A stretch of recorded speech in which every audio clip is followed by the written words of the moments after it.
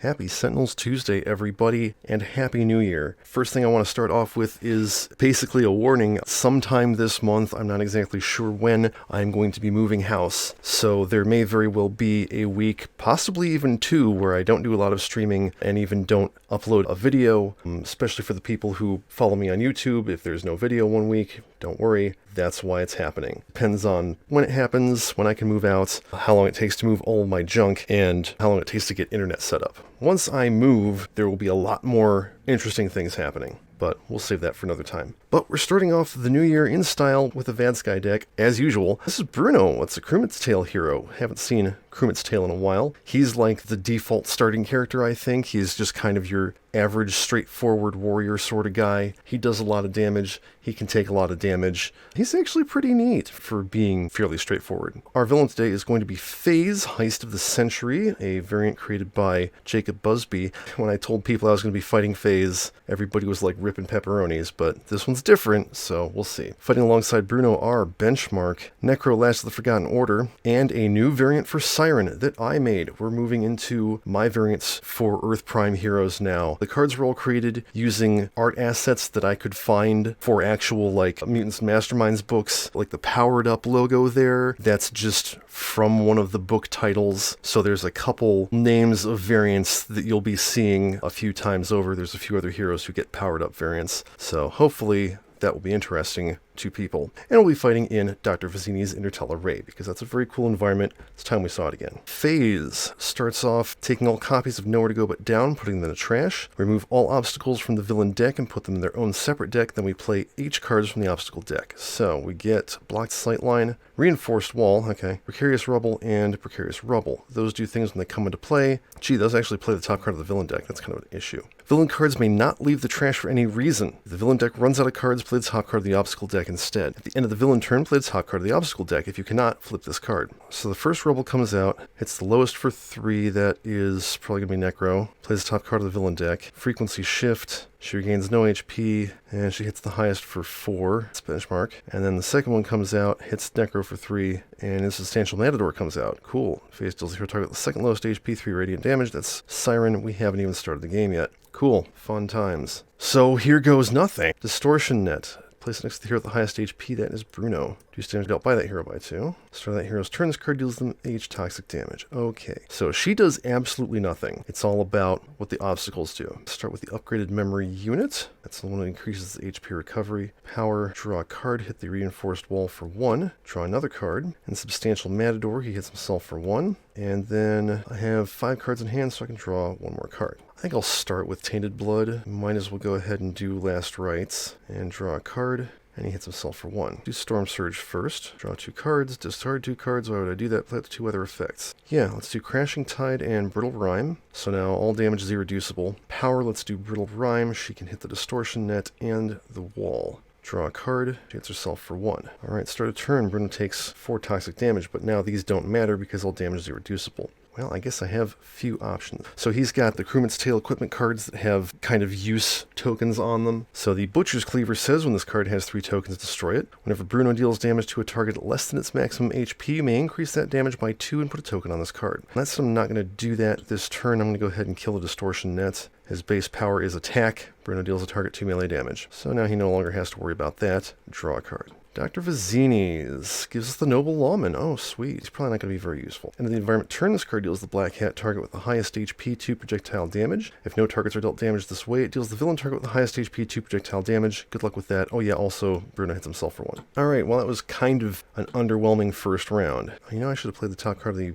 obstacle deck at the end of return. I forgot about that. Oh well, we'll do it again this time. Residual Desynchronization, reduce damage dealt to obstacles by 1. That doesn't matter because all damage is irreducible. First time a villain target is dealt damage each turn, it deals the source of that damage 2 energy damage. Oof. End of turn, let's play the top card of the obstacle deck, Block Sightline. You know, we wouldn't have to deal with those if we keep Brittle Rhyme out. And that's it. Alright. Benchmark. I'm going to do Subcutaneous Cybernetics. And let's see here. Power. Draw a card. Hit the wall for 1. The wall hits him back for 2. I can discard a card to heal that off, and then draw a card. End of turn, I can play a software card. We'll do Load on Initialization, and then he heals 2. Neat. Time to play some undead. I guess I'll start with the ghoul. We will do last rites again. Draw a card. Start of his draw phase, or whatever, end of his draw phase, he hits the ghoul for 2, killing it. So hero deals a target 1 fire damage and draws a card twice. Let's have Bruno do it. So he's dealing damage to a target less than his maximum HP. Let's increase the damage by 2 and put a token on this card. So he hits the wall for 3 fire damage and takes 2 energy damage in return and draws a card. And then we'll just go ahead and do that again. Take out the reinforced wall so the rest of them are no longer immune to damage. And he draws another card. Oh yeah, and Benchmark should have hit himself for 1,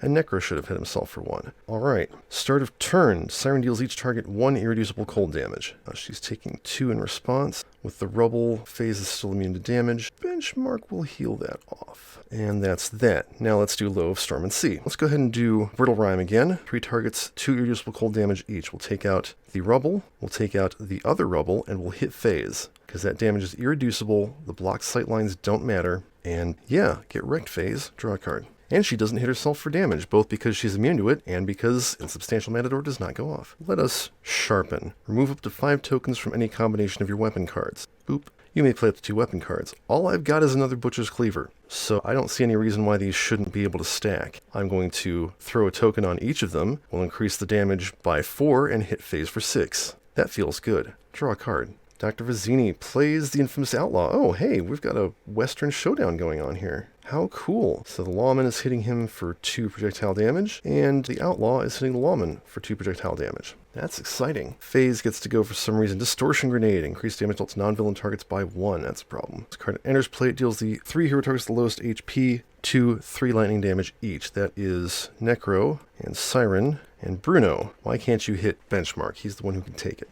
End of turn, play the top card of the obstacle deck. It's a Vault Door. She's immune to damage again. When this card will be dealt 2 or less damage, prevent that damage. Okay, so Brittle Rime is not going to help with that, unfortunately. Alright, so start a turn, let's draw a card. Let's do Deployment Actuation. Alright, that gets me the Microfabricator and a Threat Neutralizer in hand. Power, draw a card. Deal, I guess, a damage to the grenade. Yeah, we do need to get rid of that. Draw another card. I can play a software card. Let's put that threat neutralizer out. He heals 2. And I can play a hardware card. Let's get the Legion Core processor out. Yeah. So I could play the Possessed Corpse and get a free damage plus stuff, or I could Chaotic Summon. Okay, we get a Ghoul. That's fine. And an Abomination. Okay. Alright. Activate Last Rites. Draw a card. He hits the lowest for 2, so that kills the Ghoul. Somebody can deal a target 1 fire damage and draw a card. I think we'll have Bruno do that again. Throw a token on one of the cleavers and take out the distortion grenades so we no longer are taking extra damage. Oh yeah, and I forgot to Matador Benchmark. He would have hit himself for 2 because of the grenade. Alright, then Necro Matadors himself, and each hero target take 2 toxic damage. Let's discard a card and heal that off. Okay, start a turn. Deal each target 1 cold damage. That still doesn't get through the Vault Door, unfortunately. This is a problem, but I think it's a problem that I can deal with. Let's go ahead and play Category 5, increasing her damage by 1. So her power is Lightning Bolt. Siren deals a target X lightning damage, where X is 1 plus the number of weather effects in play. Destroy a weather effect. So this is kind of the flip side of the target Siren power, where instead of hitting multiple targets, it's hitting 1 target for more. So I got 1, 2, 3 weather effects out. That'll be 4. Make that 5 to the Vault Door. Destroy Category 5. Draw a card. That was pretty good. I think Bruno's going to cleave. Alright, she hits herself. Oh, she hits herself for nothing because she's immune to her own damage. Bruno deals up to 5 targets 2 melee damage each. If any targets were destroyed this way, you may draw a card or play a card. So first we will hit the Vault Door for 2, make that 3 melee damage. Goodbye, Vault Door. And then we will hit Phase for another 6. Goodbye, Cleavers. And we'll hit the Outlaw for 2 because he's not helping anything. I destroyed a target this way. I'm going to play the Claymore. So it says when this card has 2 tokens, destroy it. The power is Bruno deals a target 5 melee damage that cannot be increased. Put a token on this card. I'm going to do that and hit the Abomination. So if something hits lowest, that'll take that out. Draw a card, and he hits... Actually, he does not hit himself. He got through the Insubstantial Matador. Alright, what lurks in the Intertel Array? And now a word from our sponsors. When this card enters play, each environment target regains 2 HP. Okay. They're going to keep shooting at each other for a while. Discard the top card of each non-environment deck. If a one-shot is discarded this way, one character associated with that deck regains 3 HP. End of the environment turn, destroy this card. Okay, so, looking for one-shots. That's a one-shot. He's back to full. That's also a one-shot. Good, he needed that. Not a one-shot, unsurprising. One-shot. And she gets a device. Thank goodness. Okay, the Lawman hits the Outlaw hits the Lawman, and we destroy that card. That was fun. Phase plays around the corner. The first time an obstacle is destroyed each turn, she deals each hero target 2 radiant damage. Well, that's cool. I'm not going to be destroying it. Top card of the obstacle deck is Blocked Sightline. We don't care. Alright, start of turn. Benchmark, she should have taken 2 damage. Actually, it would have been 3 damage because that was before it was destroyed because of residual desync. Start of turn, I will draw a card, and then we'll go ahead and use the power on threat neutralizer. I'm actually going to get rid of residual desynchronization because that does a lot more damage. Flyby, hit phase for 2.